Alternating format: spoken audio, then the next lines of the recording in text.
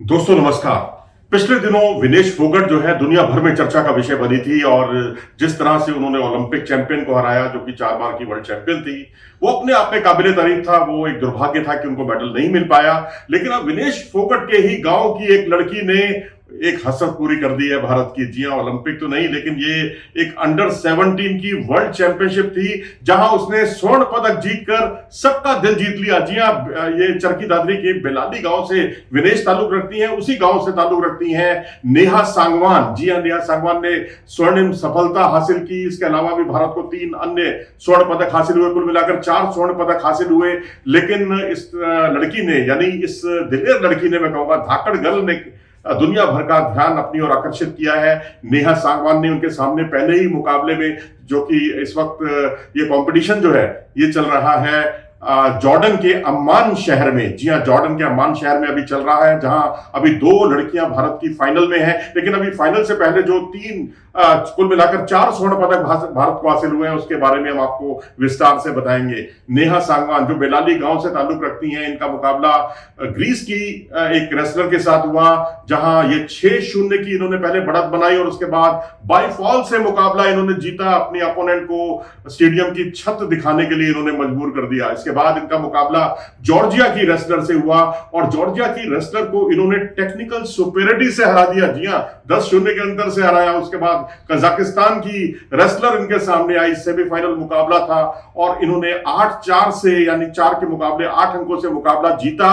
और उसके बाद जब जापान की रेसलर आई, भाई जापान तो एक ऐसा देश है जो विमेन रेसलिंग का पर्याय बन चुका है, और वहां पर क्योंकि पिछले दिनों विनेश ने हराया था और अब इनके सामने जापान की लड़की थी और सू सुई इनका नाम है। और जापान के सामने थोड़ी सी घबराहट तो जरूर होती है, लेकिन अब जिस तरह से विनेश ने रास्ता दिखाया है वही रास्ता दिखाया नेहा सांगवान ने। जापान की लड़की को इन्होंने 10-0 से, यानी टेक्निकल सुपेरिटी से पराजित कर दिया।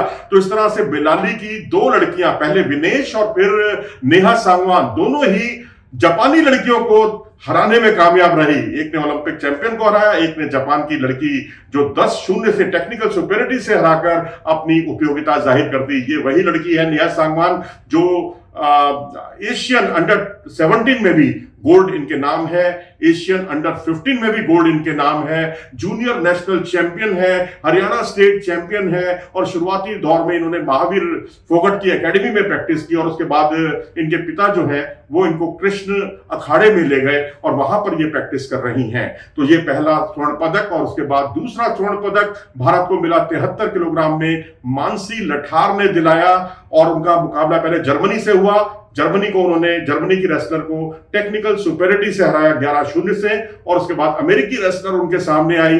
अमेरिकी रेसलर को उन्होंने 6-0 से पराजित किया और उसके बाद यूक्रेन की रेसलर को भी टेक्निकल सुपेरिटी से उन्होंने पराजित किया 12-2 के अंतर से। और उसके बाद हन्ना प्रिस्काया जो कि AIN से ताल्लुक रखते हैं, AIN मतलब इंडिविजुअल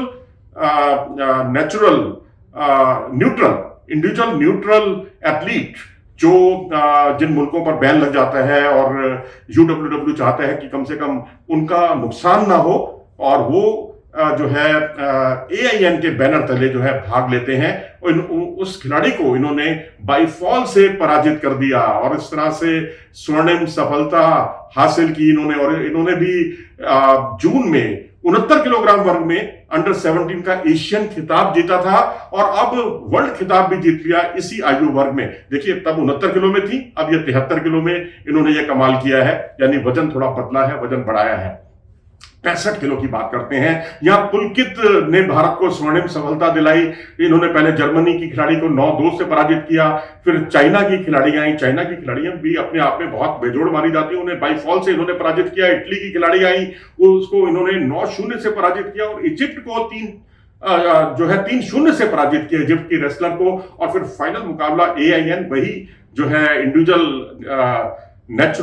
न्यूट्रल एथलीट नाम से जो पार्टिसिपेशन था, उसको उन्होंने 6-3 से पराजित किया। अभी क्योंकि रशियन रेसलर्स के ऊपर बैन लगा हुआ है, रशियन कंट्री पर बैन लगा हुआ है, तो उनके रेसलर भी अब AIN की तरफ से भाग लेते हैं, AIN के बैनर तले भाग लेते हैं। इसके बाद ये भारत को मिलने वाला तीसरा स्वर्ण पदक, यानी पहला नेहा के हाथ, नाम रहा नेहा सांगवान, उसके बाद दूसरा मानसी लठार, तीसरा पुलकित ने और चौथा अदिति कुमारी ने भारत को चौथा स्वर्ण पदक दिलाया। ये उन्होंने यूक्रेन की रेसलर को टेक्निकल सुपेरिटी से हराया, इजिप्ट की रेसलर को 4-2 से पराजित किया। फिर एआईएन कंट्री जो जैसा कि हम बताते रहे हैं आपको, इंडिविजुअल न्यूट्रल कंट्री एथलीट की मुल्क को उन्होंने जो उसके बैनर तले भाग ले रही है उसको 8-2 से पराजित किया। ग्रीस की लड़की आई उनको उन्होंने 7-0 से पराजित किया। अगर ग्रीस की लड़की जीतती तो वो 22 साल में पहला ऐसा मौका होता जिसमें ग्रीस को गोल्ड मेडल हासिल होता। और उसके बाद जो है इनका मुकाबला जो है यूक्रेन, इजिप्ट और एआईएन की लड़कियों को हराया। फिर ग्रीस को 7-0 से हराया क्योंकि इसमें ये एक समय 6 अंकों से आगे चल रही थी। 5-0 की इन्होंने बढ़त बना ली थी और उसके बाद इन्होंने फिर पीछे मुड़कर नहीं देखा और ये मुकाबला फिर उन्होंने जो है 6-3 के स्कोर से जीता क्योंकि अपोनेंट ने एक प्रोटेस्ट भी किया था। पहले 5-0 की बढ़त, फिर 5-3, 3 अंक विपक्षी ने बटोरे और उसके बाद एक उनकी जो है अपील खारिज हुई जिसके फलस्वरूप इन्हें 1 अंक और मिला। तो इस तरह से स्वर्णिम सफलता मिली अदिति कुमारी को चौथे स्वर्ण पदक के तौर पर। अभी 2 स्वर्ण पदक और आने बाकी हैं। श्रुतिका पाटिल पर सबकी नजरें टिकी हुई हैं और ये वो खिलाड़ी हैं जिन्होंने यूक्रेन, कजाकिस्तान और यूएसए के खिलाड़ियों को शिकस्त दे चुकी हैं और अब इनके सामने जो है युन कासुमी जो जापान की खिलाड़ी हैं उनसे इनका मुकाबला होना है। और काजल 69 किलोग्राम वर्ग में अपनी चुनौती रख रही हैं। ये भी फाइनल मुकाबला आज खेला जाना है और काजल को मुकाबला जो है इन्होंने भी एआईएन को 10-0 से, जापान को, जी हां जापान को 5-0 से, इजिप्ट को 4-3 से हराया और अब इनके सामने है यूक्रेन के अलेक्जेंड्रा रिबैक। इनको क्या वो पराजित करके क्या भारत के स्वर्ण पदकों की संख्या को और बढ़ाने में कामयाब हो पाएंगी? तो जाहिर सी बात है नजरें हैं श्रुतिका पाटिल पर और काजल पर। अपनी राय दें इस बारे में कमेंट सेक्शन में जाकर और अगर आपको ये वीडियो पसंद आया हो तो इसे लाइक करें और मेरी आपसे गुजारिश कि चैनल को सब्सक्राइब जरूर कर लें क्योंकि रेसलिंग से जुड़ी हुई तमाम खबरें आपको इसी चैनल पर मिलेंगी। नमस्कार।